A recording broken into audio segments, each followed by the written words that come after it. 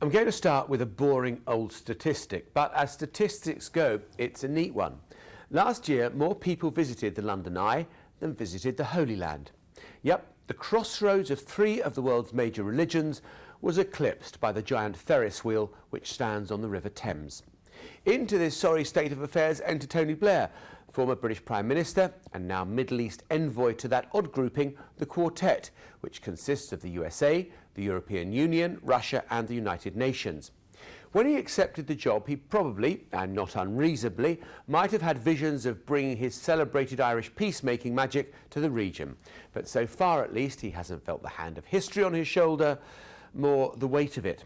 So he's busied himself with building up the capability of a future Palestinian state, good governance of the Palestinian Authority, the encouragement of private investment, developing the commercial potential of the West Bank, and where possible, aligning the interests of both the Israelis and the Palestinians. And that's now the big push on Holy Land tourism, or depending on what you want to call it, the Jesus Tour or the Nativity Trail.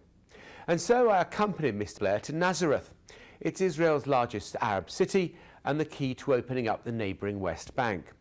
Today in the Old Town, the shops are largely shuttered and the tourists are staying away, but for some backpackers and a smattering of Americans, all of whom did a double take as the Blair whirlwind blew through. It's a quiet place.